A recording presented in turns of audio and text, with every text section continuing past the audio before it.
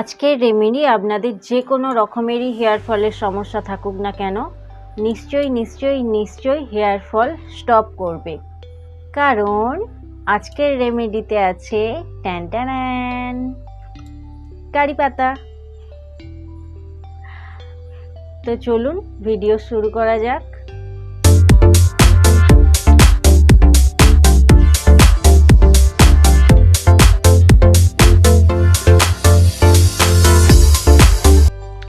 So hello to my all subscriber and beautiful people. আমি প্রিয়া Anupriya natural বিউটিতে আপনাদের সকলকে আরও একবার স্বাগত করছি। আশা করছি সবাই ভালো আছেন, সুস্থ আছেন এবং একে অপরের অবশ্যই যত্ন নিচ্ছেন। তো আজকে আমার এই ভিডিওটা তাদের জন্য যারা দীর্ঘদিন ধরে নিজেদের হেয়ার ফল সমস্যায় ভুগছেন কিন্তু হেয়ার ফল কন্ট্রোল করতে পারছেন না। আমরা কম বেশি সকলেই হেয়ার ফল সমস্যায় ভুগে থাকি এবং বছরের এক একটা এমন ঋতু আছে যে ঋতুতে আমাদের হেয়ার ফল সবচেয়ে বেশি হয় এবং আমরা ঘাবড়ে যাই। যেমন বর্ষাকালে আমাদের হেয়ার ফল সবচেয়ে বেশি হয়, এটা একটা প্রাকৃতিক নিয়ম। বর্ষাকালে আবহাওয়ায় আর্দ্রতা বেশি থাকে, তাই আমাদের চুল সবসময় পুরোপুরি শুকোয় না, যার জন্য গোড়া আলগা হয়ে যায় এবং চুলটা বেশি ঝরে পড়ে। তবে চিন্তার কোনো কারণেই হেমন্ত ঋতুতে যেমন অনেক গাছের পাতা ঝরে যায় পুরোপুরি, দিয়ে আবার বসন্ত ঋতুতে গাছের মধ্যে কচি পাতা বের হয়, বেরিয়ে গাছটার নতুন পাতায় ভর্তি হয়ে যায়, তেমনি বর্ষা ঋতুতে আমাদের চুল উঠে গেলেও তার পরের ঋতুগুলোতে আমাদের চুল আবার ভালোভাবে গজায়।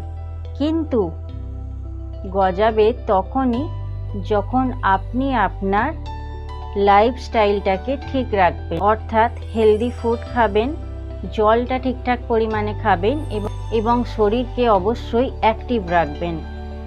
শুধুমাত্র যে কোনো একটা ঘরোয়া রেমেডি করে নিলাম বা সেই হাবিজাবি তেল শ্যাম্পু ব্যবহার করে নিলাম, তাতেই আমার হেয়ার ফল কন্ট্রোল হয়ে যাবে বা আমার ত্বক বা চুল ভালো হয়ে যাবে, এরকমটা কখনোই হতে পারে না। আমি এর আগের ভিডিওতেও বলেছি এবং এই ভিডিওতেও বলছি, নিজের শরীর, ত্বক এবং চুল সুস্থ রাখার জন্য অবশ্যই আপনাদের হেলদি লাইফস্টাইল মেনটেন করাটা খুবই দরকার। হেলদি লাইফস্টাইল অর্থাৎ বাইরের খাবার, ফাস্টফুড একটুখানি সাইডে রেখে, সাইডে মানে একদম খাবেন না সেটা না, সপ্তাহে একদিন খান এবং সপ্তাহের বাকি 6 দিন অবশ্যই ঘরের খাবার, শাক সবজি, হালকা তেল মশলাযুক্ত খাবার খান, জলটা পরিমাণে খান এবং অবশ্যই নিজের শরীরকে অ্যাক্টিভ রাখুন। অর্থাৎ আপনি যদি কোনো পরিশ্রমের কাজ করেন সেক্ষেত্রে তো ঠিক আছে, কিন্তু যদি কোনো পরিশ্রমের কাজ না করেন, নিজের শরীরকে অ্যাক্টিভ রাখার জন্য হেভি ওয়ার্কআউটের দরকার নেই। প্রতিদিন অন্তত 10 থেকে 15 মিনিট, কোথাও যেতে হবে না, আপনাদের বাড়ির ছাদেই 10 থেকে 15 মিনিট একটু জোরে হাঁটাহাঁটি করুন। দেখুন আপনার শরীর নিজে থেকেই অ্যাক্টিভ হয়ে যাবে। তো আমাদের এই হেলদি লাইফস্টাইলের মাধ্যমে আমাদের শরীর, ত্বক ও চুল সুস্থ রাখার সঙ্গে সঙ্গে আমরা বাইরে থেকেও যে কোনো রকম ঘরোয়া রেমেডি অ্যাপ্লাই করব। তো যারা হেয়ার ফল সমস্যায় বেশি ভুগছেন তারা হেলদি লাইফস্টাইলের সঙ্গে সঙ্গে কারি পাতার রস নিজের চুলে অ্যাপ্লাই করতে পারেন। কারি পাতার রস ব্যবহার করার জন্য কোনো ঝামেলা করতে হবে না। আমি ভিডিওটা দেখিয়ে দিচ্ছি কারি পাতাটা কিভাবে ব্যবহার করবেন, আর তার সঙ্গেই এর কিছু গুণাগুণও বলে দিচ্ছি। তো চলুন আর বেশি বকবক না করে দেখে নিই আমরা কারি পাতার রসটা আমাদের চুলে কিভাবে ব্যবহার করব। তো দেখুন, এই হলো কারি পাতা। যারা এখনো পর্যন্ত কারি পাতা দেখেননি বা চেনেন না তারা একটু ভালো করে দেখে নিন। এটা আমাদের আশেপাশেই খুঁজলে পাওয়া যায়, কিংবা বাজারে গেলেও কারি পাতার খোঁজ করলে পেয়ে যাবেন। এই পাতাগুলো প্রথমে একটু ভালো করে বেছে নিয়ে দেখে খুব ভালো করে ধুয়ে নেব। ধুয়ে মিক্সার গ্রাইন্ডারে পেস্ট করে নিয়ে এর রসটা একটা পরিষ্কার ন্যাকড়ায় ছেঁকে বার করে নেব। এইবার কারি পাতার গুণগুলো যদি বলতে যাই, এটা আমরা যদি সকালে খালি পেটে নিয়মিত খেতে পারি 4-5টা পাতা, এটা আমাদের লিভারকে খুব ভালো রাখে, অর্থাৎ লিভারের হজম শক্তি বৃদ্ধিতে সাহায্য করে।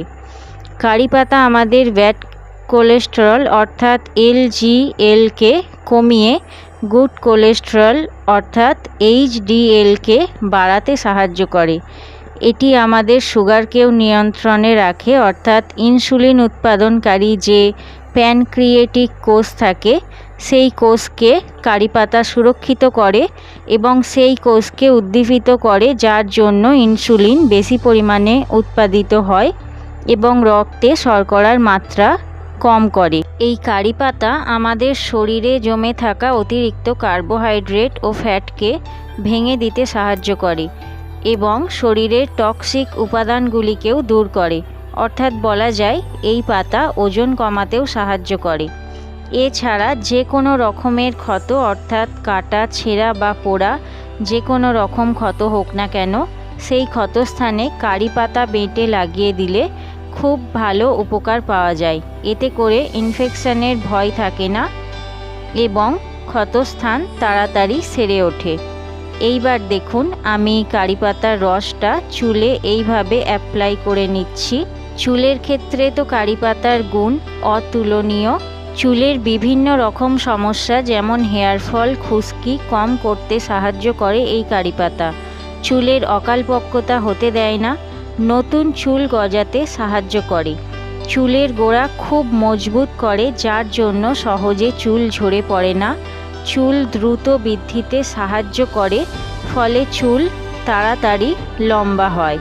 যারা নিজেদের চুল তাড়াতাড়ি বাড়াতে চাইছো তারা প্রতিদিন সকালে কারি পাতা খেতে পারো এবং সপ্তাহে 2 থেকে 3 দিন এই কারি পাতার রস মাথার স্ক্যাল্পে লাগাতে পারো। দেখবে 1 মাসের মধ্যেই অনেকটা ভালো রেজাল্ট পেয়েছো।